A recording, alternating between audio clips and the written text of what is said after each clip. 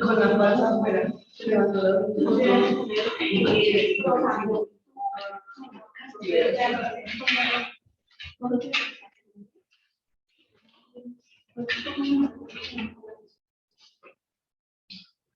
pero si nosotros nos centramos en eso.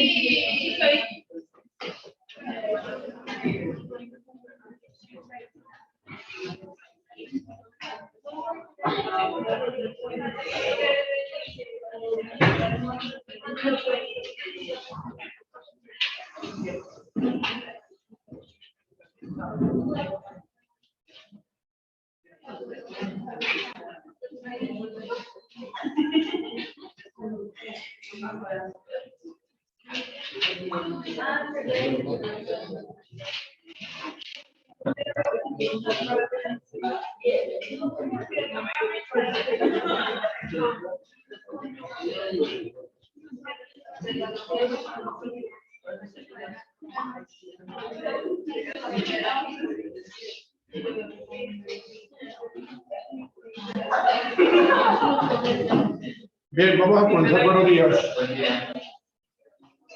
¿Cómo vamos? ¿Qué tal el fin de semana? Pero bien. Vamos con el esfuerzo de niñas, por favor, ya dejamos la zona de alimentación.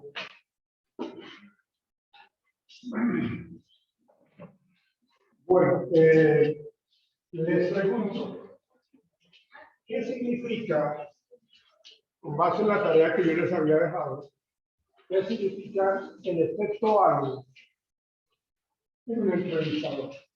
El efecto halo, algo con H. El efecto halo. ¿Lo encontraron o no? El efecto halo.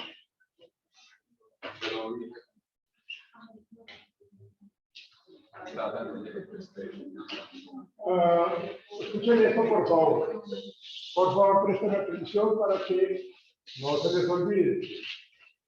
Estamos hablando cuando hacemos un proceso de selección, pues nosotros como entrevistadores debemos de tener mucho cuidado porque hay una gran cantidad de errores que uno, pues, como que no se da cuenta, o de pronto no tiene la precaución o no hace las cosas como bien y terminamos pues haciendo las cosas a medias o de una manera totalmente inadecuada.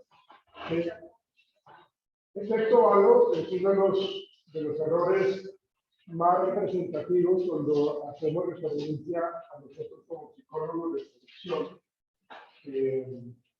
y los errores.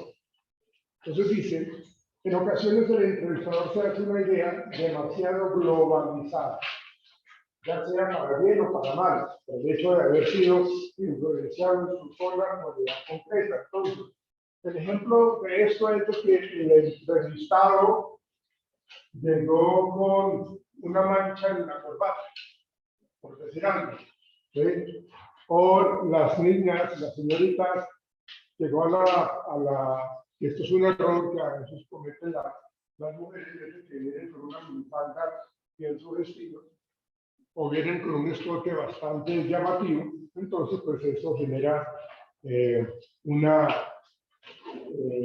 pérdida de la atención en el entrevistador, ¿no? Estas son las cosas que de pronto pueden estar generando. Entonces, en el efecto halo, yo digo que como si usted tiene esa chaqueta blanca y tienes una mancha y una chaqueta blanca, entonces yo me imagino que si usted es supremamente desorganizada, entonces me genero ya a partir de esa particularidad, me imagino que entonces para ti será en todo lo que tiene que ver con los procesos laborales. ¿Sí? Otro efecto de halo, porque pues, se presentan también bastante, es cuando tendemos a empatizar, lo hablábamos nosotros en la clase anterior, cuando tendemos a empatizar con personas que tienen muchas características similares conmigo. ¿Sí? Entonces, si yo soy bogotano, entonces como soy bogotano, entonces... Sí, también, ¿no? Entonces, queremos es como empatizar, porque bueno, aquí en este efecto de halo se puede dar en las dos direcciones, ¿no? Empatizo, o si yo le tengo una filia bastante fuerte a cierta región de Colombia, entonces también allí pues de malas para el entrevistado porque conmigo le fue mal. ¿Sí? Entonces yo cargo cierta bronca, perdónenme la expresión, a los paisas, o a los costeños, o a los pastusos, entonces termino yo, digamos, valorando de una manera positiva o negativa. ¿Sí? Entonces, eso genera desde que no hagamos realmente lo que tiene que ver con el análisis de las competencias de los candidatos. Ojo con esto, efecto algo. Segundo error, ideas preconcebidas. Ideas preconcebidas. Tomen nota, por favor.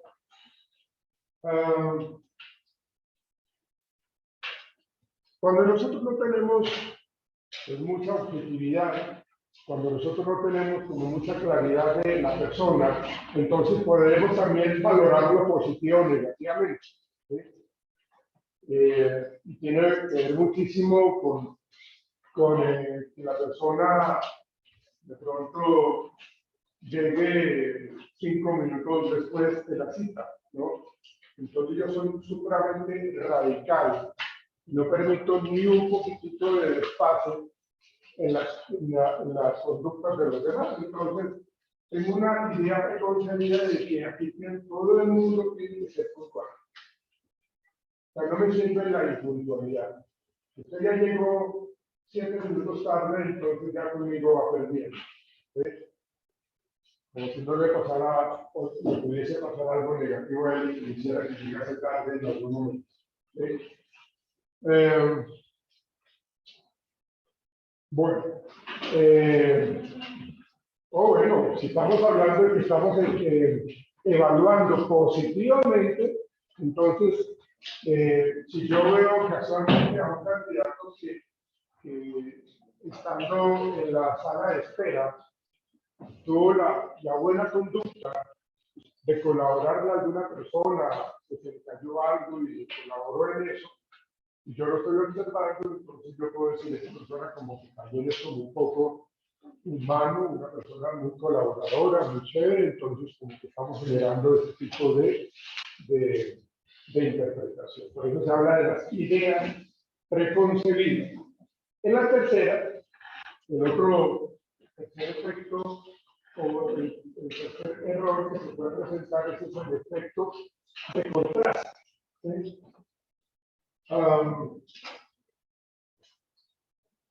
Si yo comencé a hacer la entrevista, cuando hablamos del efecto de contraste, si yo comencé a hacer la entrevista y el primer candidato que yo entrevisté tiene una hoja de vida muy buena, y bueno, tiene un desempeño muy alto, ¿sí? Realmente su expresión verbal, su postura corporal, sus argumentos fueron muy buenos. El efecto de contraste es de que yo ya empiezo a comparar a los demás con él. ¿Sí? O sea, el nivel de exigencia que hizo o que tuvo este primer candidato es muy alto. Entonces, a partir de ahí, como que yo empiezo a descabezar a todo el mundo. No, esto no me sirve. Esto no tiene ni la idea, ni la más remota idea de qué es lo que nosotros requerimos. Entonces, ese efecto de contraste es supremamente complicado y negativo, porque se hace la comparación y tendemos a evaluar y a tomar una decisión final con base al primer candidato. Y eso, pues, lógicamente no es bueno, ¿no? Porque estamos dejando de valorar otros aspectos, otras variables, otras cualidades que pueden tener los demás candidatos. ¿Sí? Es cierto que nosotros tenemos ojo clínico, ¿no? Es cierto que nosotros analizamos de una manera, pues, como muy, no sé, inclusive hasta mágica, pero no le podemos dar tanto poder a eso. Cuando hablamos nosotros de la intuición, ¿no? Cuando yo me dejo convencer de que esta persona de pronto va a tener un desempeño adecuado, porque es amable, porque de pronto llegó puntual. Entonces yo tengo que mirar en otros momentos de la entrevista otros comportamientos para poder corroborar lo que estoy pensando de este candidato. Yo no me puedo dejar llevar por la intuición de que ya, no, ¿para qué le sigo haciendo preguntas? Este es uno de los candidatos estrella, este es el que de pronto puede ocupar el cargo. Pero yo solamente le hice una pregunta, y una entrevista por lo menos debe tener unas 10 preguntas, ¿sí? Para poder abordar muy bien, conocer un poco de ese personaje. Pero si lo que yo hago es tener una intuición mágica, en donde ya por algo en particular ya no le sigo haciendo preguntas, ya no le sigo indagando, entonces le estoy dando demasiada importancia a la intuición. ¿Sí? necesitamos realmente es corroborar. O sea, yo puedo lanzar una serie de hipótesis con respecto al comportamiento, pero resulta que tengo que corroborarlo. ¿Sí? Entonces yo puede que me siga impresionando positivamente, pero venga, sigamos haciendo la entrevista. ¿Sí? No nos anticipemos a los resultados. Otro error del entrevistador es hacer deducciones también, son muy similares. Confiar demasiado en la intuición y la número 5, hacer deducción. ¿Sí? Incurrimos en un error si elaboramos una conclusión general a partir de una información recibida sin confirmarla por el candidato entrevistado. ¿Sí? Repito, incurrimos en un error si elaboramos una conclusión general a partir de una información recibida sin confirmarla con el candidato entrevistado. Es decir, y esto suele suceder muchísimo cuando de pronto en un contexto académico, cuando yo estoy conociendo a los estudiantes, un profesor que tuvo con estos estudiantes me dicen, muy pilas con el muchacho que tiene de camisa azul, el muchacho que tiene cierto tipo de comportamientos como un poco como sindicalistas, ¿no? Entonces yo ya me estoy haciendo un prejuicio aquí como bastante radical y no le estoy dando la oportunidad que oiga, que es así. En últimas, me estoy dejando convencer por esos comentarios externos y hago entonces deducciones. Si están diciendo que el muchacho de camisa azul es un poco como medio sindicalista, debe ser que es así. Entonces yo tengo que apretarle la exigencia y pegarle la ley. ¿No? Entonces, pues ese tipo de circunstancias no son buenas. Vamos con el número 6, efecto de recencia. Ese es otro tipo de errores del proceso de entrevista, ya del entrevistador. ¿Sí?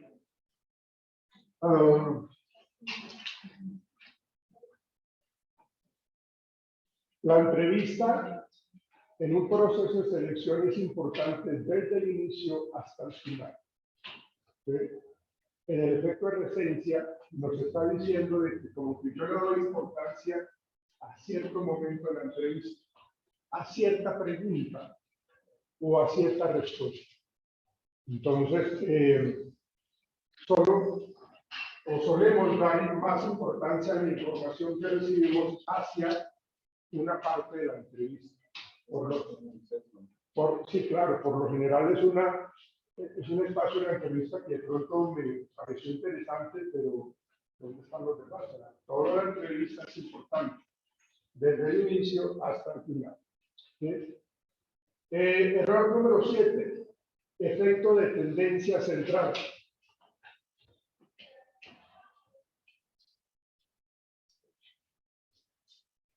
Dice, el efecto de la tendencia central, un entrevistador ha de ser objetivo en la evaluación del candidato. Acá tenemos que manejar muchísimo la objetividad. Hay que tener en cuenta algo, señoritas y caballeros. Como cualquier ser humano, uno puede equivocarse. Como cualquier ser humano, uno puede agotarse y más cuando uno hace entrevistas, uno tiene que tomarse un tiempo como para medio descansar. Ojalá que hayan varios entrevistadores para que yo no tenga que asumir, no sé, 20 entrevistas durante todo el día. Imagínense, eso es caótico para mí como entrevistador. Eso hace que yo no tenga como un espacio como para distensionarme, como para tener la posibilidad de ver las cosas de una manera diferente, porque ya estoy cansado.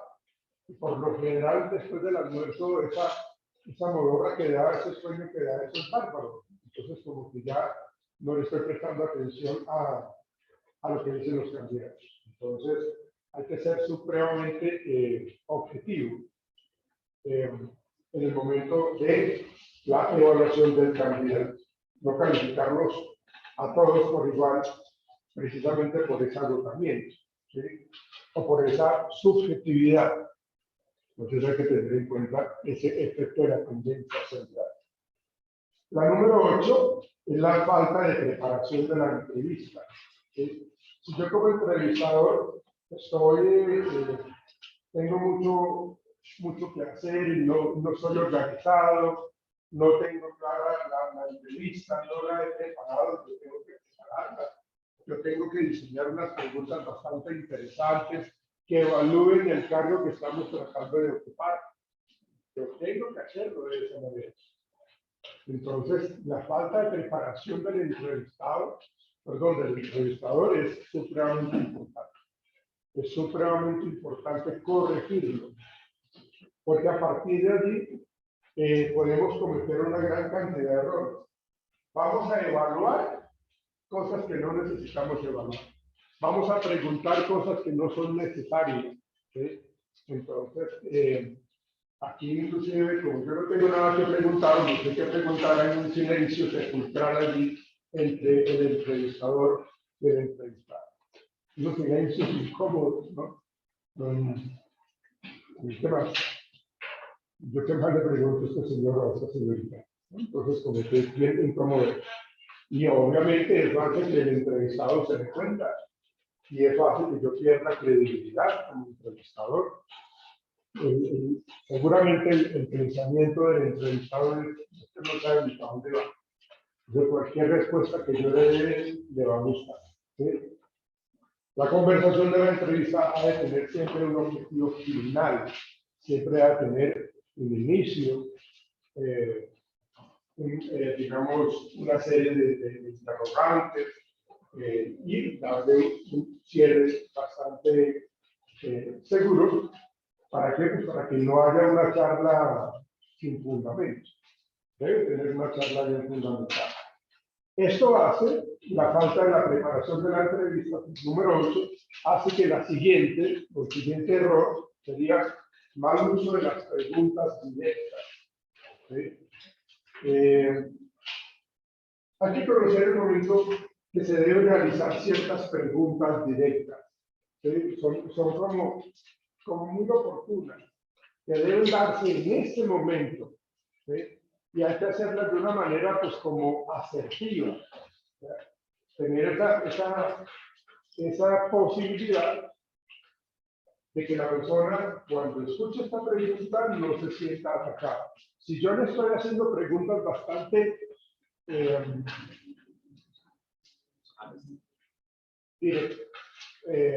directas, ¿sí?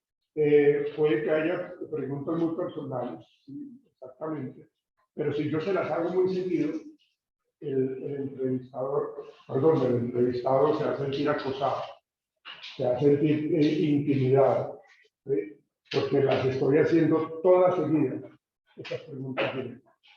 Entonces, realmente, en este caso, lo que nosotros tenemos que hacer es colocarlas durante la entrevista en diferentes momentos, ¿sí?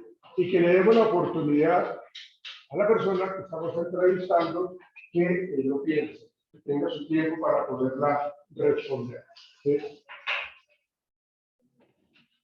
A veces nosotros nos sentimos como tan seguros o nos gusta charlar demasiado, entonces cometemos el error. Otro error del entrevistador es tener demasiada locuacidad, excesiva locuacidad, ¿sí? Como que nosotros le mandamos la pregunta y como que no lo dejamos responder y empezamos a responder por él, empezamos a hablar nosotros y hablamos y le estamos dando la respuesta de nosotros, ¿sí? Entonces, tenemos que permitir que el candidato se explique para poder ofrecernos una información relevante, una respuesta interesante, ¿sí? Entonces, cuando el entrevistador tiende a ser supremamente impaciente, que quiere rápido la respuesta, y estoy guiando prácticamente la respuesta, entonces allí se está dando esa excesiva locuacidad. ¿Sí? Les decía yo ahorita, o sea, una entrevista por lo menos debe tener unas 10, 12 preguntas, ¿sí? Y tienen que hacerse todas. ¿Sí? Si yo no soy organizado como entrevistador, si yo me dejo llevar por el afán o por el tiempo, precisamente porque no soy organizado y no he estructurado bien la entrevista, entonces lo que yo hago es realmente tomar decisiones incompletas a partir de una entrevista incompleta. ¿Sí? Entonces voy a decidir con base a pocas preguntas, ¿sí? Porque no las estoy haciendo todas. Entonces, ese es otro error del entrevistador. Si yo no tengo las preguntas preparadas o las preguntas claves, puedo estar tomando decisiones erróneas con respecto a lo que estamos evaluando. Y la última de estos 12 errores del entrevistador es la escasez de tiempo. ¿Sí? Cuando hablamos nosotros de esa escasez de tiempo, que ya hemos mencionado, es precisamente eso, de que me quedé hablando tanto tiempo con uno de los candidatos o una de las candidatas que le quité el tiempo a los demás. Entonces ahí ya empiezo yo a tomar también malas decisiones. Esos son varios de los errores que nosotros debemos evitar. Me parece que uno lo que debe hacer siempre es hacer el trabajo supremamente bien en lo que respecta a un proceso de selección, a una entrevista, hacerlo de una manera supremamente correcta. Bien, voy a compartirles, voy a mostrarles, perdón, este tema del proceso de selección.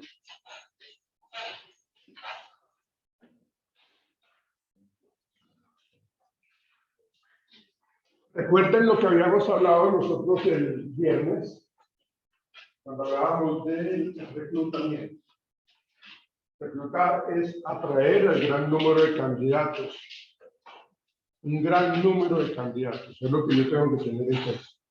Entre más tenga yo candidatos, voy a tener la posibilidad de tener una muy buena selección.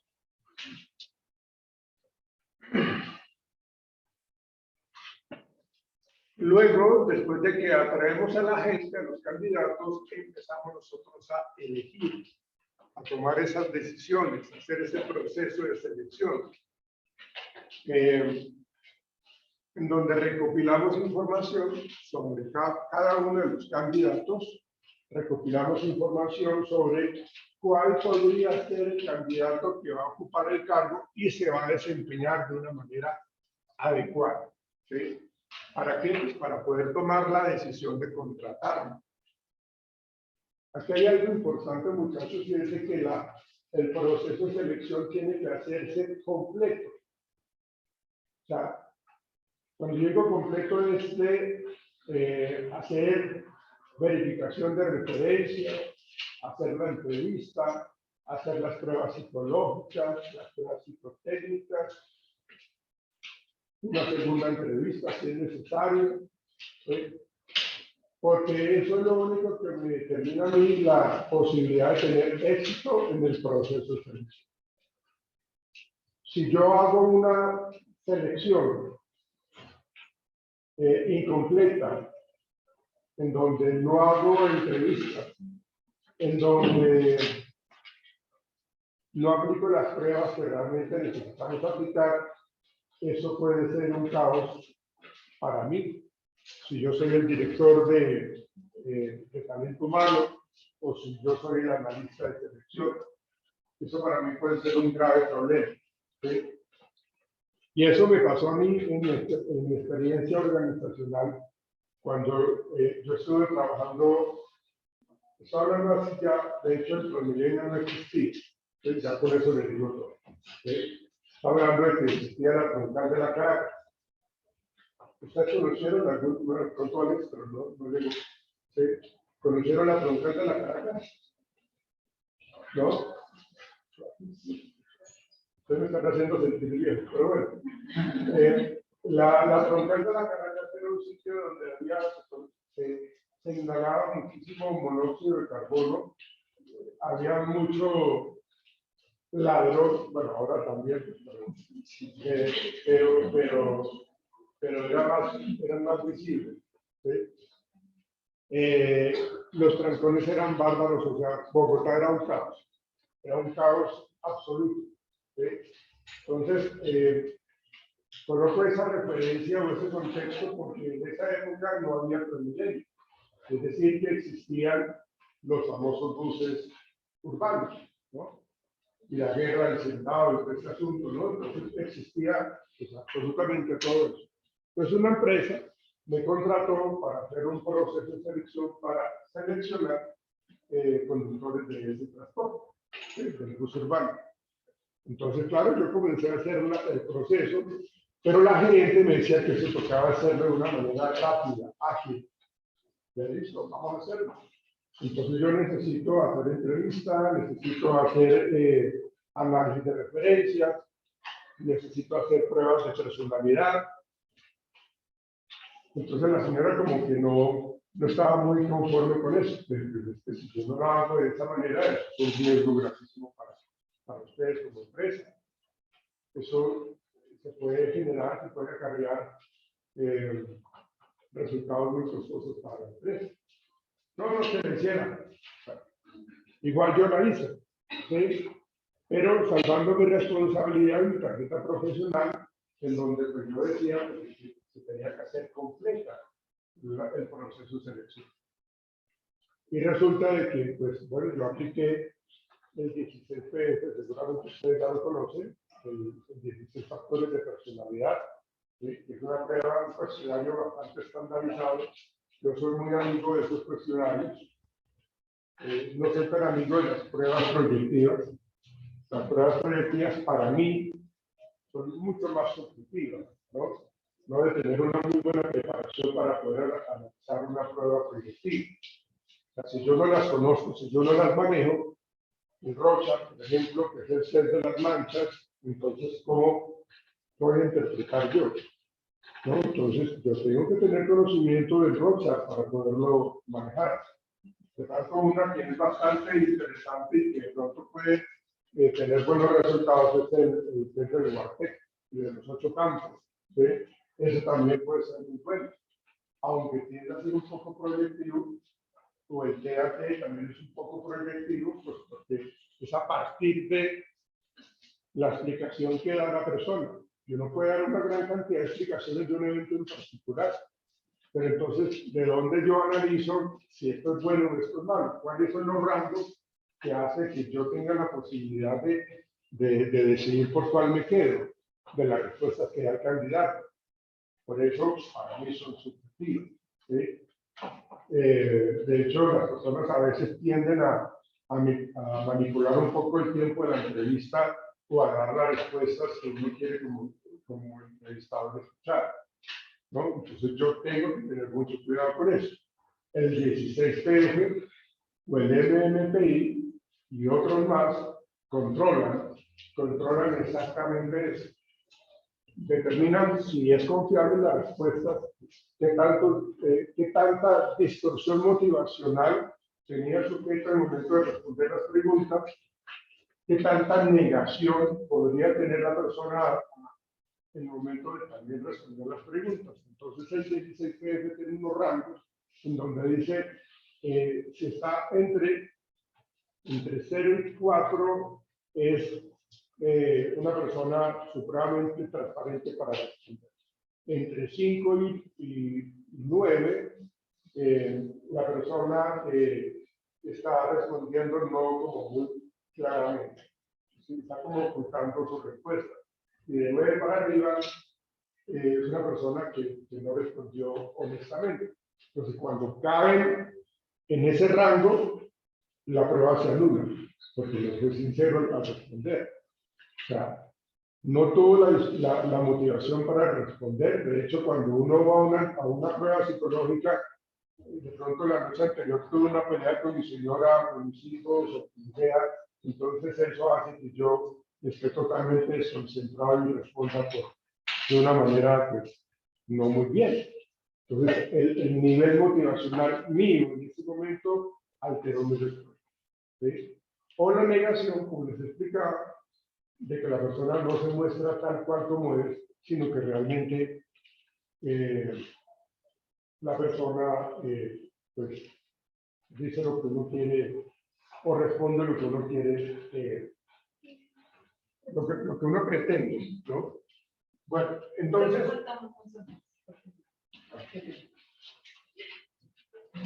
Entonces, esa parte es muy importante.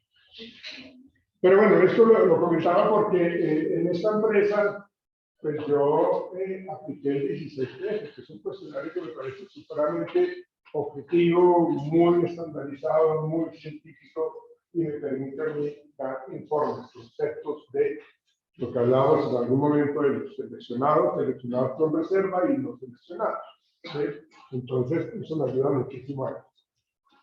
Entonces, le apliqué la prueba a una gente que tiene o que tenía en ese momento una gran cantidad de tiempo y de experiencia para responder, ¿sí? Para responder a ese trabajo. ¿Sí? Tenía una gran experiencia en conducir esos buses, que eran conductores que llevaban 15 o 20 años en esa tarea. Entonces, ellos se sentían pues los duros, los chachos, y pensaron de que iban a estar seleccionados, ¿no? Entonces se las aplicó, se les explicó siempre, muchachos, siempre tengan en cuenta esto. Cuando ustedes aplican una prueba psicológica, ustedes tienen que leerla y acompañar en la lectura, porque yo les entrego a cada uno ese cuestionario y vamos a leer las instrucciones. Sigan conmigo las instrucciones que yo les voy a dar ahorita. Vamos a leerlas entre todos. Entonces yo tengo que asegurarme de que ustedes comprendieron las instrucciones. ¿Sí? Una vez ustedes las comprendieron, comenzamos a hacer la aplicación de la prueba. Pero no se la debo entregar y responda, no porque pueden haber muchas dudas, muchas inquietudes de la persona a la cual yo voy a aplicar la prueba. Y el error es mío, porque no le expliqué qué es lo que tenía que hacer. Entonces, les expliqué pues entonces cómo tenían que responder, más o menos el 16 PF puede estarse demorando una hora y cuarto para responder. ¿Cuántas preguntas son? 187 preguntas, 187, 89 preguntas, ¿no? Entonces, tómense su tiempo y hay que decir a los candidatos, venga, duerman tranquilos la noche anterior, duerman bien, coman bien, lleguen allá tempranaritos, lleguen, porque pues, van a estar respondiendo durante una hora y media, hora y cuarto, máximo una hora y media, una prueba bastante densa, ¿no? Bastante dura. Entonces realmente eso puede generar ciertas dificultades. Bueno, ellos la respondieron y bueno, luego me puse yo en la tarea de responder cada una de esas pruebas psicológicas de personalidad. ¿Sí? Y de acuerdo al perfil de que la gerente necesitaba, se empezó a colocar los seleccionados con reserva y los no seleccionados. Dentro de los no seleccionados había muchos de la gente que tenía una alta experiencia. O sea, antes ya habían sido conductores de transporte urbano, como experiencia de 10 años. ¿Sí? Entonces, claro, ellos pegaron el grito en el cielo, ¿cómo así que yo no fui seleccionado si yo tengo tanto tiempo? Y por allá se fueron y se quejaron con la gerente, y la gerente me llamó. Y le dije, pues mire, esta prueba es una prueba que da muchísima confiabilidad. Esta prueba mide el nivel de frustración de la persona, mide el nivel de agresividad, qué tan tolerante puede ser esta persona. Y estos candidatos también tienden a ser supremamente agresivos, tienen las personas de la cárcel con facilidad. Y en un transporte, en un cargo de estos, que es un conductor, en esa época no había Transmilenio, por eso les digo, están bajo el calor, la lluvia, los trancones, los ladrones, la contaminación auditiva, visual, todo lo que ustedes quieran. No van a tener la paciencia. Nosotros necesitamos personas que realmente brinden un servicio adecuado en el transporte urbano para los usuarios. La señora entonces no me quiso escuchar, ¿sí? Entonces yo hice una carta donde le dije que esos eran los resultados y los seleccionados eran estos y los no seleccionados eran esos, ¿no? Entonces ya la decisión es de usted, pero yo coloqué de que me salgo de responsabilidad por las decisiones finales que tome la gerencia, la directiva, y yo no continué. Pues porque si a uno no le dan autonomía y pasan por encima de uno, pues entonces pues, lógicamente uno no tiene nada que hacer. ¿Sí? Entonces yo me retiré y después de unos 8 o 9 meses, o un año, un amigo que trabajaba allá, me encontré con él y me comentó de que la empresa estaba metida en una gran cantidad de líos, porque las personas que yo había dado como no seleccionados, ella los seleccionó y tuvieron problemas con la policía, con los usuarios, se agarraron, se pelearon, hubo heridos, hubo demandas y lógicamente las perdieron. ¿Sí? Pero menos mal yo había colocado eso ahí en el informe final en donde yo había salvado responsabilidades porque yo había dicho que estas personas no eran seleccionadas precisamente por eso.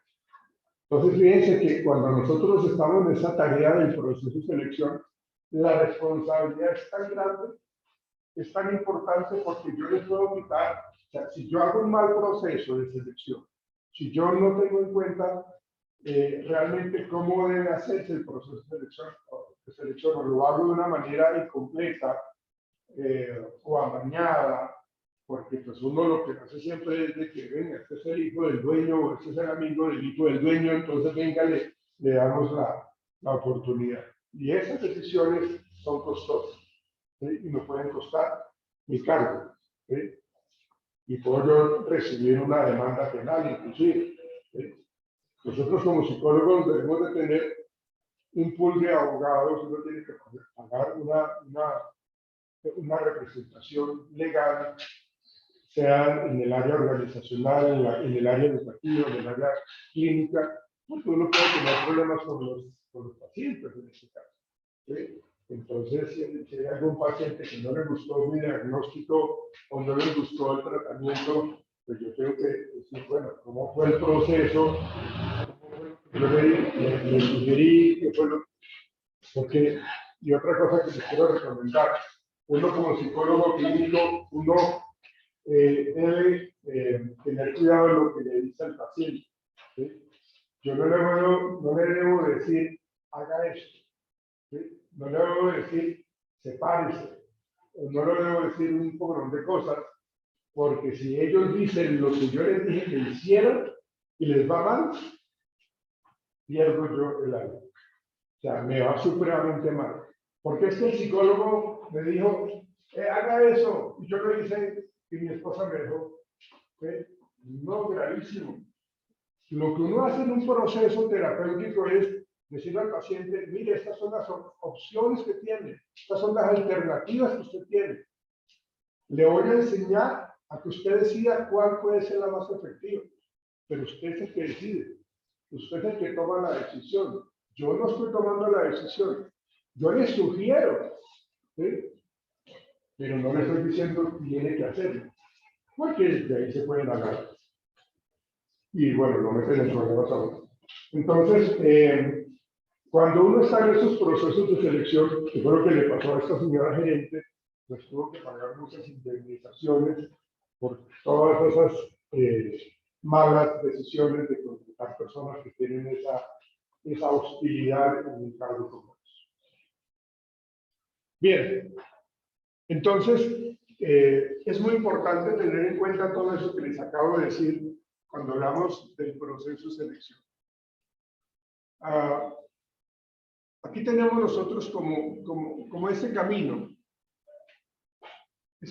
¿no? La vacante, la requisición que hace el área, les manda a nosotros la carta donde nos pide a recursos humanos, necesitamos ocupar esta vacante. ¿Sí? Gracias, señor. Entonces, necesitamos ocupar esa vacante. ¿Sí? Entonces, cuando pasamos la requisición, se comienza la búsqueda de candidatos, alternativas de selección, internos o externos, ¿sí? Porque eso hay que pensarlo también, ¿no? Tenemos que mirar al interior de nuestra empresa. De pronto ustedes, algunos de ustedes son muy buenos potenciales candidatos para ocupar el cargo. De hecho, eso les genera una alta motivación a ustedes, porque estamos teniendo en cuenta. Pero si yo los ignoro a ustedes como candidatos internos potenciales, solamente me voy afuera a mirar el factor externo, pues ¿qué mensaje les estoy mandando? Que yo no creo en ustedes. Ustedes no me convencen a mí, y eso pues los motiva, y eso hace que ustedes pierdan un poco el interés. ¿Sí? Así que vamos a mirar pues precisamente esas ventajas de un reclutamiento interno y externo. Reclutamiento de las hojas de vida de los candidatos. Fíjense que acá está primero de todo si es interno o es externo. ¿Sí? Luego ya tenemos la hoja de vida, la revisión de la hoja de vida, la entrevista. ¿Sí? La primera entrevista puede ser con la psicóloga, ¿sí? O psicólogo. Y ya hablábamos nosotros de cuáles son los errores del entrevistador. Aplicación de pruebas psicológicas y técnicas que me determinan cuál va a ser el desempeño en su comportamiento y en su conocimiento técnico. ¿Sí? Verificación de referencias. Ya después de que ha pasado todo esto, hacemos la entrevista con el jefe inmediato. ¿Sí? Y bueno, ya uniendo todo esto, hacemos pues lo que tiene que ver con la decisión. Hay empresas que tienen, por aquello de la seguridad, por ejemplo, las fuerzas militares siempre acuden a estas visitas domiciliarias y mandan a oficiales o mandan a trabajadoras sociales, ¿sí? A que tengan una visita. Entonces, ¿qué es lo que hacen ellos? No solamente llegan a la casa del candidato, sino van y visitan los alrededores. Usted conoce a fulanita, conoce a fulanito, ¿qué me puede decir con él o de ella? ¿Sí? Es una persona que es como decente, o usted lo ha visto envuelto en problemas o en escándalos, ¿sí? Entonces, ahí la gente, tratando de ser muy objetivos, la persona venía, no, esta persona es chévere, esta persona viene tranquilo, no tiene problema con absolutamente nadie, es colaborador, es atento, respetuoso. Por lo contrario, no, y puede llegar borracho toda la noche. ¿Sí? No, eso llega, a ver cómo vive solo, eso llega con cada amiga, cada fin de semana, eso llega con una amiga diferente. ¿Sí? Entonces, uno tiene que mirar no solamente en donde vive la persona, porque yo puedo organizar absolutamente todo, pero la visita tiene que ser alrededor de los demás, de donde él vive. Examen médico de ingreso, importante hacerlo, porque cuando vayamos a hablar del sistema de gestión de salud y seguridad del trabajo, tiene que estar muy al día este examen médico a nivel laboral. ¿Sí? Decisión de contratar e información a la persona. Ya la persona ya ha entrado al proceso, se le solicita realmente la documentación, verificación y validez de la documentación, afiliación a todo lo de seguridad social, firma el contrato laboral y el empleado está contratado. O sea, aquí termina el proceso de selección. Ahí termina el proceso de selección. ¿Sí? Debe hacerse tal cual, completito. ¿Sí? Eso toma su tiempo, pero me garantiza un 100%, bueno, digamos un 98% de éxito en los futuros meses. Porque cuando no lo hacemos así, esto que yo hice se perdió, o que hice a medias se perdió, entonces toca volver a contratar. porque esa persona que contraté es una persona supremamente incapaz. Entonces, otra vez hacer el proceso de selección. Bien. Instrumentos de selección, eso es lo que hemos hablado. Formulario de información biográfica, la entrevista de selección, pruebas escritas, selección por competencias. Aquí hay algo que se llama el Assessment Center. Assessment tiene que ver con evaluación. Y Center tiene que ser con el lugar donde hacen esas evaluaciones. Assessment Center, el centro de evaluación, en último. ¿Sí? Y en esos procesos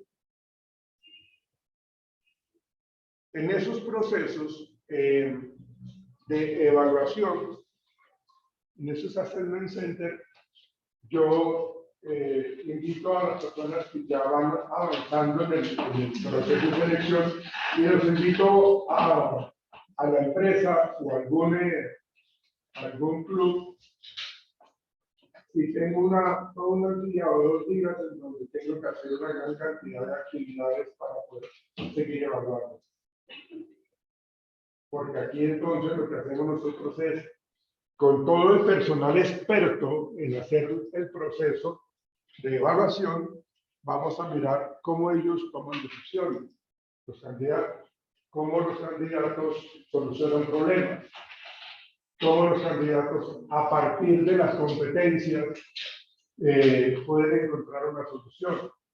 Entonces, yo los reúno a algunos de ustedes y les planteo una serie de circunstancias, de situaciones, y los pongo en grupo y yo los estoy evaluando. Bueno, no solamente yo, digamos el grupo de observadores de la Assessment Center, ¿sí?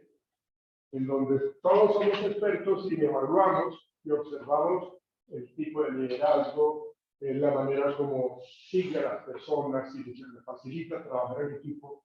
En últimas, todos estos espacios del Assessment Center lo que permite es determinar toda una gran cantidad de aptitudes y aptitudes que debe tener el candidato.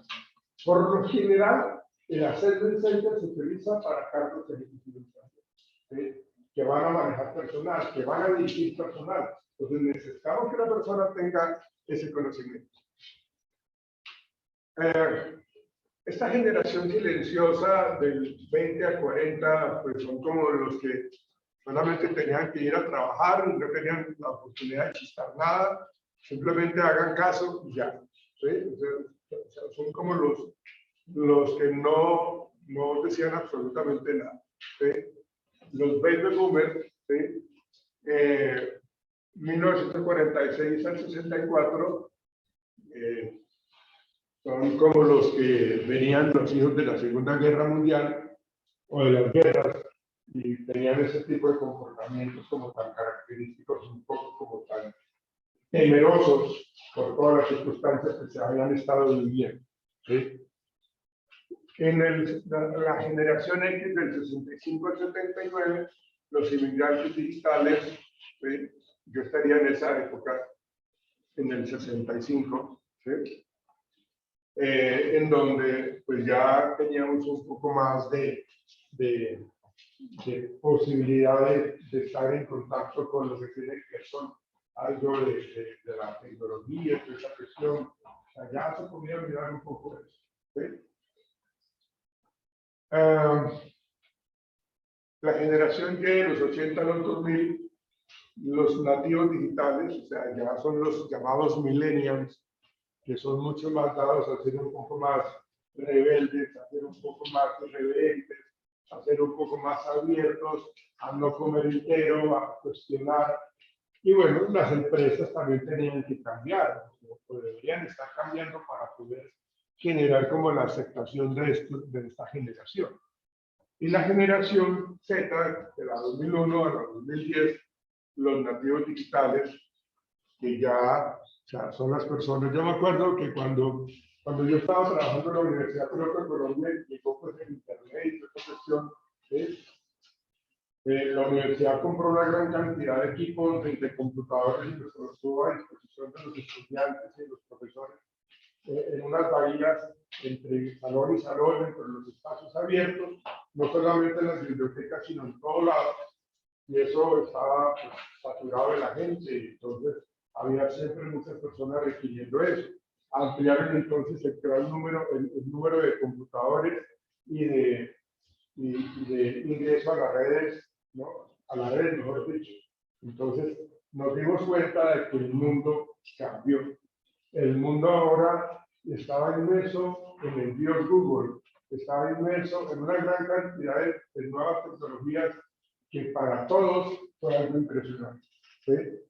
De hecho, ustedes cuando ya han nacido, ya hay mucho de eso. Ya existe. De hecho, ¿cómo hacen? Y no lo deberían hacer. Algunas mamás o padres de familia, no solamente las mamás, sino los padres en general, hombres y mujeres, lo que hacen es para tener tranquilo al niño, consentido al niño y quietico tenga. Distráigase con el celular. Entonces el niño se vuelven unos expertos, ¿no? ¿Sí? Y hay muchos memes de cómo las personas van caminando por la calle y se pegan porrazos, precisamente por eso, porque esa es su vida. O sea, ya el celular o la tablet o el reloj inteligente, cualquier cosa de estas, se volvió parte de nuestro cuerpo, ya es una extensión de nuestro cuerpo, de nuestro organismo.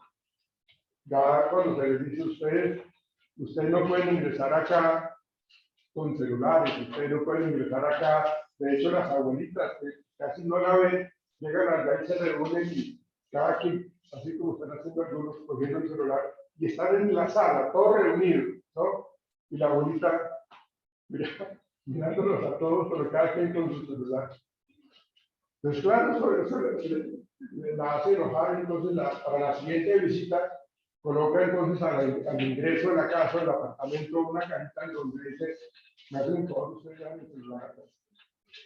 Porque ustedes van a llegar acá a que hagamos una conversación de lo más de cálida, amorosa, afectiva con los integrantes de la familia. Si no les gusta, pues entonces no vengan, ¿sí? Porque yo necesito que ustedes dejen el celular a la entrada. ¿Para qué? Para que podamos conversar, ¿verdad? O sea, de hecho, uno se entera que yo estaba en un centro comercial y dos amigas que estaban sentadas frente a frente y estaban chateando. Pero estaban así a esta distancia, estaban chateando. Por Dios. O sea, la tecnología es importante, ha sido supremamente importante.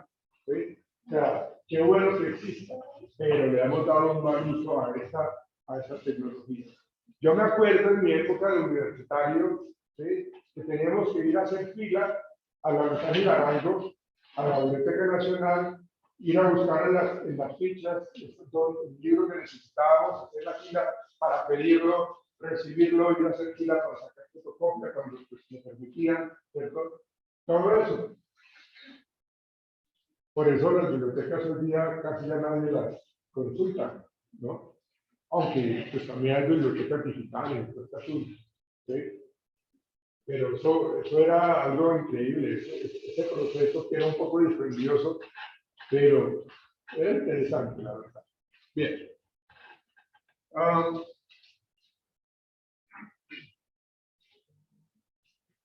La entrevista personal, pues, esto lo hemos hablado, es el momento en donde tenemos la ocasión de conocer al candidato en su comportamiento, en sus actitudes, en su desempeño, en su conocimiento, aún así, pues digamos que tenga la posibilidad de que la persona es idónea para el cargo, para ocupar ese cargo, ¿no?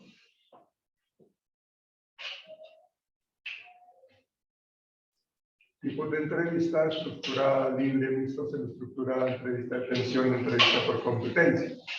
Acuérdense la que vimos nosotros el viernes, ¿sí? De esta manera como los entrevistadores asumieron su rol, ¿sí?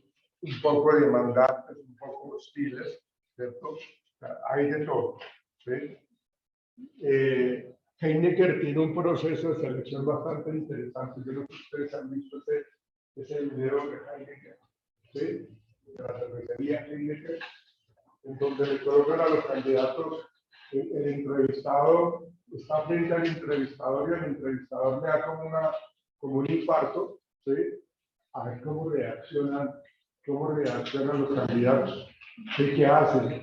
Lo manejan de una manera adecuada, ¿no? Se asustan, se intimidan, saben tomar decisiones o se vuelven un 8 o salen corriendo, ¿qué hacen? Y así pasaron varios candidatos. Y el señor, el entrevistador me dio ese infarto. Obviamente eso era planeado, ¿sí? Y luego, me acuerdo que la manera como le dijeron a uno de esos candidatos que había sido seleccionado fue en un partido de fútbol del Real Madrid con Barcelona, ¿sí? En donde él era parte de los que estaban allí en el estadio, ¿sí? Entonces luego apareció una pantalla en donde mostraron un poco la decisión, o sea, todo ese comportamiento que él tuvo cuando al entrevistador me dio el infarto. Entonces mostraron todo eso y luego mostraron a la persona que le ayudó. Entonces todo el mundo se dio cuenta de quién iba a ser seleccionado, porque le dijeron por los altavoces, los parlantes y el video en una pantalla tan grandísima, que él había sido seleccionado en el proceso de selección de Heineken para ocupar un cargo directivo. ¿Ven? Entonces, realmente todo esto, cuando uno tiene este momento para conocer a los candidatos, es importante tener muy en cuenta. La entrevista estructurada, preguntas que son mucho más dirigidas a conocer a la persona. O sea, yo no me puedo salir de esa entrevista estructurada, ¿sí? Las preguntas por lo general son abiertas, pero para que la persona responda, pero tiene que ceñirse a lo que yo estoy preguntando. Esa es la entrevista estructurada. La entrevista libre, pues yo tengo que tener mucha experiencia para poder preguntar lo que yo necesito evaluar, porque no, o sea, como que vamos a tener una conversación mucho más informal, mucho más tranquila, mucho más, no de tanta tensión, sino que vamos a tener la oportunidad de preguntar varias cosas. O sea, aquí la persona puede tener más tiempo de responder de una manera mucho más abierta, ¿sí? En cambio, en la estructurada yo tengo que hacer lo que responda y que no se salga de las preguntas que yo le quiero hacer. La entrevista mixta o semi-estructurada pues tiene de las dos anteriores. La entrevista de atención y por competencias es la que vimos nosotros en el video del viernes pasado. Bueno, esto es lo que yo les digo, programado y estudiado. La entrevista libre no se sigue ningún guión y la improvisación es la protagonista en una entrevista libre, ¿sí? La entrevista mixta semi-estructurada, pues, como les digo, es la idea de los dos anteriores, ¿sí? La entrevista de atención, evaluar la capacidad de reacción del candidato, el ejemplo que yo les estaba dando, de Heineken, cómo controla las emociones, cómo se maneja bajo presión la persona, ¿sí? Importante, ¿sí? Que esa persona realmente le diga qué es lo que puede hacer bajo presión. Esta es como la más incómoda, ya que el reclutador tendrá que utilizar una táctica muy definida con el objetivo de incrementar el grado de tensión del candidato al máximo. Y ese ejemplo que yo les digo, veanlo, búsquenlo, es como la entrevista de Heineken, es muy buena. La entrevista por competencias, acá lo importante es cómo la persona ha manejado experiencias pasadas en su cargo anterior, en su empresa anterior. Bueno, ¿usted tuvo algún conflicto? ¿Se acuerda la pregunta que le hizo el que supuestamente la persona de selección? Le dijo, cuéntame tú cómo manejaste una situación de conflicto en tu empresa anterior, cómo la solucionaste y con qué resultados. Estamos evaluando competencia. ¿Sí? Entonces aquí miramos aptitudes de los candidatos, adaptación al puesto de trabajo, creatividad, actividad mental y liderazgo. ¿Sí? Preguntas más frecuentes que no se debe preguntar. ¿Tiene novio? ¿Como para qué o qué? ¿No? ¿Cree en Dios? Bueno, eso no, o sea, respetando pues lógicamente todos los credos religiosos, pero pues una entrevista pues no cabría allí. ¿Sí? ¿Cuándo fue la última vez que se emborrachó? La última vez que se emborrachó. Pues como que tampoco es la más adecuada en hacer. ¿Cómo son sus amigos? ¿Tiene algún amigo drogadicto? ¿Qué partido votó en las últimas elecciones? O sea, esas preguntas no son al lugar. ¿Sí? ¿Cuál es su mayor desgracia personal? Pues de entradita, pues estoy siendo un poco impactante con esa pregunta. ¿Sí? Pero sí debo preguntar, ¿conoce usted esa empresa? De hecho, cuando ustedes vayan a una entrevista de trabajo, indaguen un poco de la empresa que lo va a querer contratar. Miren cuáles son sus funciones, hace cuánto funciona, quiénes son los fundadores,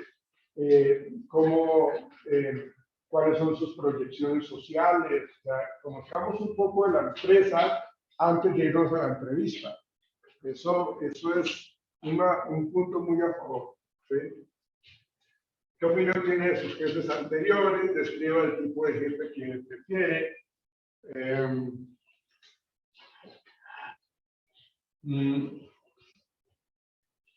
En esto lo que uno pretende en estas preguntas es precisamente ver a la persona.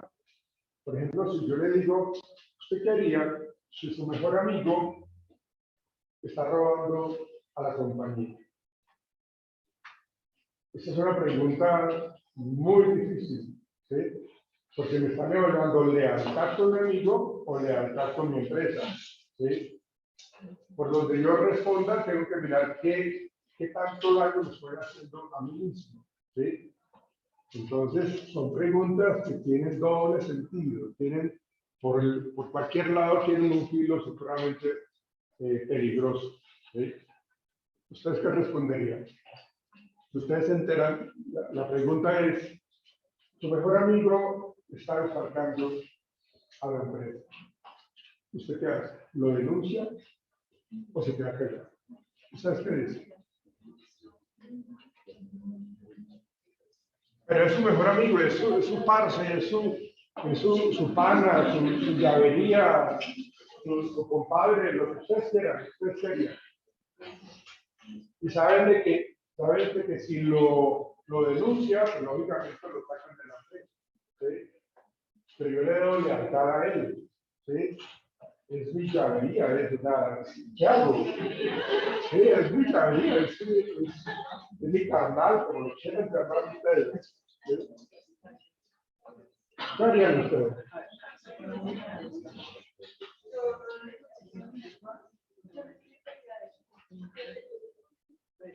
A ver, dilo. Ella está muy interesada en ¿qué harías tú? No, pues explicaría cómo es la situación y que ya haría ser consciente de que le está haciendo una mala práctica y que obviamente le diría a él que no le voy a dar pues, a mi supervisor, a mi cargo más alto. Y... O sea, tú lo denuncias. Vale. ¿Están de acuerdo? Lo denunciamos, ¿no? Sí. Ahora, porque si yo como jefe me doy cuenta que su merced, que si yo como tu jefe me doy cuenta que tú le cubres la espalda a los demás, en cualquier momento lo puedes volver a hacer. Exactamente, entonces no nos sirves. Chao. No nos sirves porque eres desleal con la empresa. En últimas es como que estuviera pateando la mano que me da de comer, o estuviera pateando la lonchera, ¿no? Pues no está bien. Ahora, les hago esta pregunta. Resulta que un señor, un vigilante está trabajando, ¿sí? Entonces al día siguiente, le dice al gerente, señor gerente, mire, por favor, mire, yo tuve un sueño impresionante y a usted no se va a ver por esa cuadra porque en esa cuadra lo van a matar. De verdad, mire, de verdad no se vaya por allá. Le aseguro que lo van a matar, ¿sí? Al día siguiente, el gerente se acordó lo que le dijo el vigilante y le hizo caso, ¿no? Y se enteró después de que otra persona que había pasado por ahí la mataron, ¿sí? El gerente llegó al día siguiente y llegó y le pasó la carta de despido al vigilante. ¿Ustedes qué opinan de eso? Claro, el vigilante no tiene por qué estar dormido en la noche. ¿Sí? Tuvo un sueño. Sí, gracias. No, acá usted no viene a dormir. Sí, muy chévere, muy amable, usted me salvó la vida, pero chao. Tan de malas, ¿no? El hombre. Pero bueno. Bien.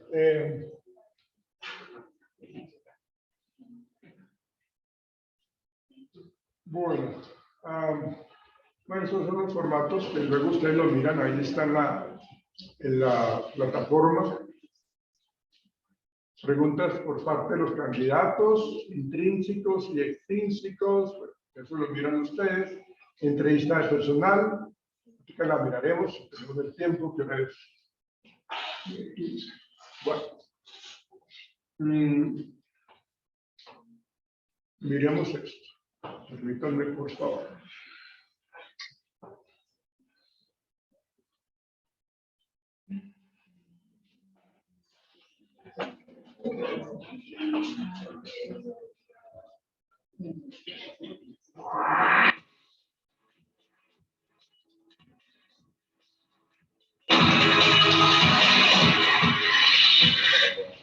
Vamos a escuchar lo que nos dice esta señora experta, Ana María Godínez.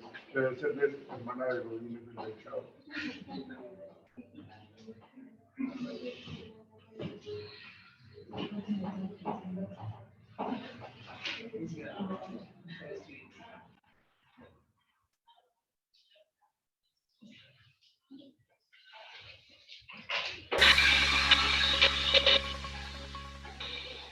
Hola, ¿qué tal? Mucho gusto en saludarte y hoy quiero, ahora sí que ser tu mejor amiga y ser así como el aliado que siempre digo que somos como Big River.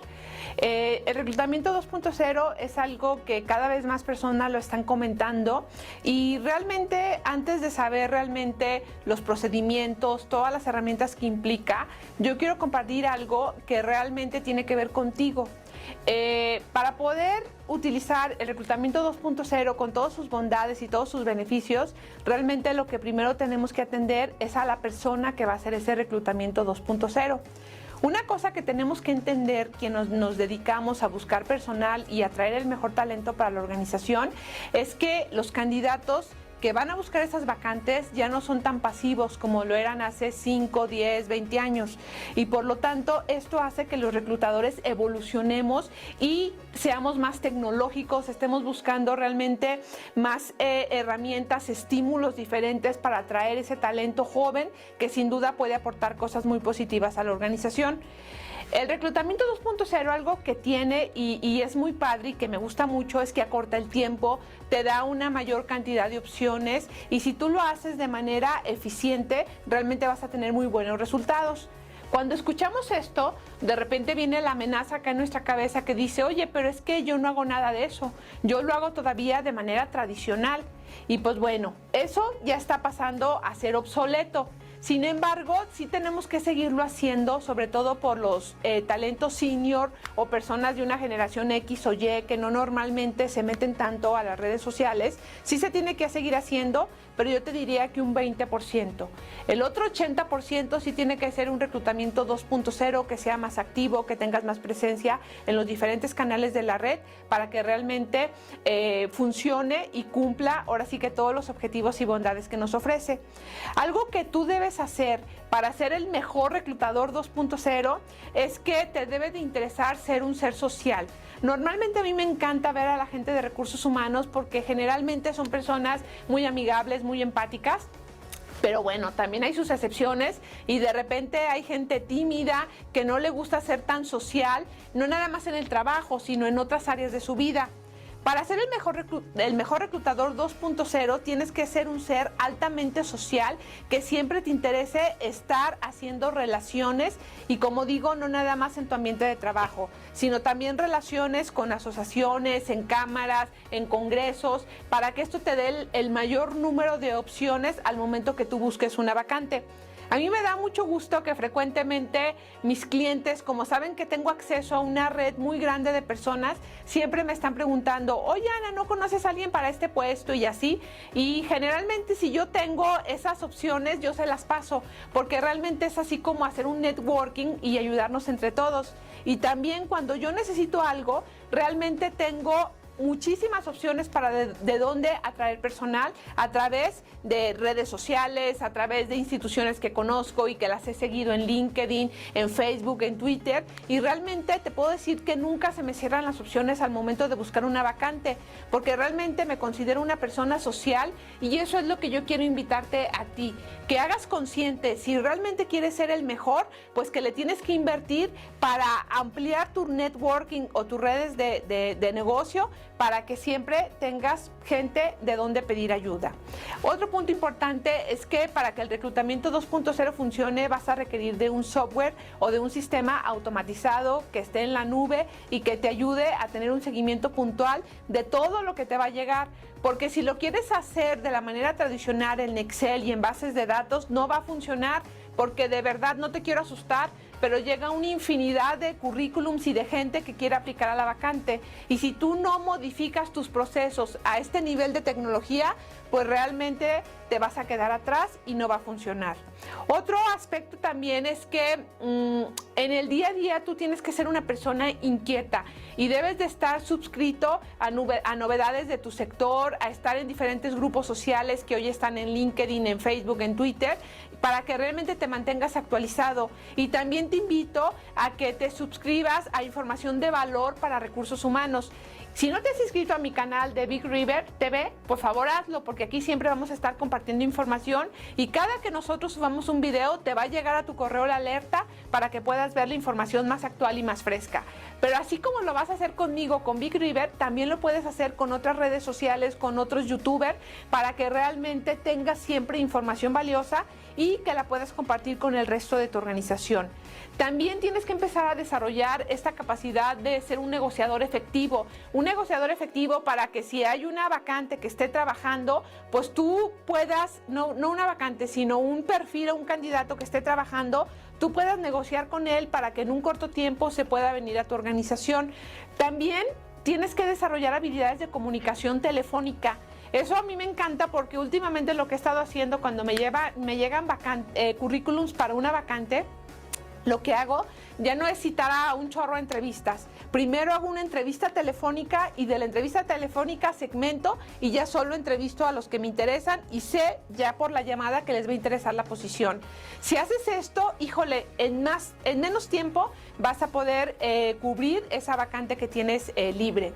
Otro aspecto también muy importante es que tú debes de ser una persona preocupada por tener una correcta reputación online dentro de tu empresa y con la compañía. ¿A qué me refiero? Hoy la mayoría de las empresas ya se ponen contentas porque tienen una página web y hasta ahí le dejan. Tú como recursos humanos puedes ser un propulsor para llevar a tu empresa a toda esta plataforma 2.0 de todo lo que son redes sociales para que también tengan presencia.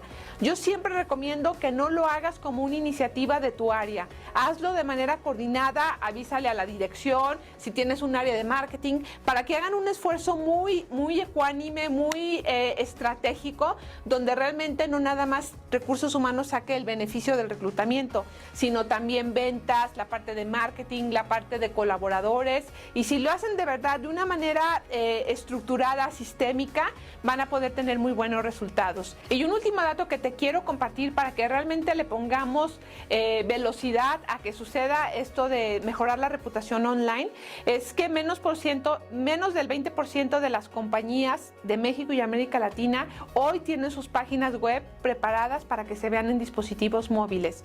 Y esto te lo comento como reclutador, porque muchas veces la gente que va a aplicar a una entrevista lo que hace es una investigación previa y la búsqueda la va a hacer desde su teléfono. Y si tu empresa no está preparada para que se vea en un dispositivo móvil, pues realmente no van a ver información y van a llegar con menos interés a la entrevista. Por favor, asegúrate que esto esté preparado, y una vez que tu página web es responsive o ya está lista para verse en cualquier dispositivo móvil, lo que te invito es a que empiecen a estructurar en todas las redes sociales todo lo que tienes que hacer para que utilices todos los recursos que nos da la red. Recuerda que hay videos específicos de cómo aplicar el reclutamiento en LinkedIn, en Facebook, en Twitter, en YouTube, y te recomiendo que los veas. Y cualquier duda que tengas, por favor, contáctanos. Te deseo mucho éxito y nos vemos pronto. Gracias. Ok, muchachos. Obviamente es muy importante que nuestra empresa esté vinculada a todo lo que llama ella el networking. El networking tiene que ver con todas esas redes sociales que conocemos hoy día, ¿no? Que tengamos, siempre que uno busca de pronto una posibilidad de trabajo en LinkedIn, lo que uno hace es como darle clic a los que aparecen allí y que de pronto uno lo empiece a seguir. Y uno va conociendo un poco más de la empresa donde trabaja esta persona, cómo de pronto uno se puede contactar, cómo si de pronto se puede hacer un webinar. O sea, uno tiene que ser supremamente estratégico para poder acceder a posibilidades de trabajos supremamente increíbles, supremamente completos. Entonces, el networking es lo que tenemos todos nosotros ahorita. Y ustedes son supremamente dados a meterse en todas estas redes sociales. Y ustedes son candidatos supremamente inquietos y unos potenciales candidatos para ocupar ciertos cargos. Pero si nos quedamos pues como el de entregar simplemente hojas de vida, mandarlas, no hacer seguimiento. De hecho, una de las cosas que uno puede hacer cuando uno pasa una hoja de vida y que uno no lo llaman, uno no hace nada. No, uno tiene que por lo menos hacer como 3 llamadas, y si ya después no le responden o no le dan a uno una definitiva, pues ya no insistir. Pero hay que hacerle seguimiento a mi hoja de vida. ¿Qué pasó con el? Mire, yo mandé mi hoja de vida, yo estoy en un proceso de selección para tal cargo, quiero indagar cómo va ese proceso. ¿Sí? No pensemos de que nos estamos volviendo como intensos y que estamos cansando al seleccionador. No, hay que hacerlo. A veces no lo han llamado a uno porque pronto pasó lo de la pandemia o bueno, tantas cosas que pueden suceder, y uno simplemente, si no lo llamaron a uno, entonces uno simplemente dice, no, a mí ya no me seleccionaron. Y de pronto ellos también miran un poco eso de que yo tenga a ver qué tanto yo soy estratégico para poder ocupar ese cargo. O sea, ¿estoy dando interés o no estoy dando interés para ocupar ese cargo? Entonces, una recomendación que también les quiero dar es de que si nosotros pasamos la hoja de vida y no me han llamado, llamemos, ¿sí? Mandemos un correo, mandemos un WhatsApp, mandemos un mensaje para que nos digan, ¿sí? Y si lo hacemos nuevamente, no hay problema. Ya si vamos a mandar 10 mensajes o hacemos 20 llamadas, pues ya sí son muy intensos, ¿no? Entonces, pues tampoco. Bien, algo que vamos a trabajar en la actividad que tenemos mañana tiene que ver con la comunicación. ¿Sí? Hoy vamos a trabajar hoy, pero lo vamos a trabajar mañana entonces. El tema de la comunicación. ¿Sí? Entonces, aquí nos vamos a ver nosotros mañana en el salón, pero de aquí salimos para el evento. ¿Sí? Cuando yo tengo claro, pues, el evento todavía está al día y lo vamos a manejar mañana, el tema de la comunicación. Es una actividad bastante interesante como para poder nosotros como romper un poco esquemas, atreverse a hacer algo, cambiar un poco el chip que tenemos, manejar un poco, disminuir un poco el miedo para lanzar nuevas ideas. ¿Quién quita que de aquí salga gente supremamente, unos empresarios que resulten siendo supremamente innovadores, que resulten siendo personas supremamente capacitadas para ayudarle a nuestro país? Porque nosotros no debemos ser islas totalmente separadas de nuestro país. Tenemos que estar siempre muy ligados a cómo ayudamos a la gente de nuestro país, a cómo ayudamos a todo el ser humano que podamos ayudar. Entonces, tenemos que tener en cuenta eso. Bueno, ¿tienen alguna pregunta de los procesos de selección? ¿Claro todo? Bueno, entonces nos veremos mañana, señoritas y caballeros.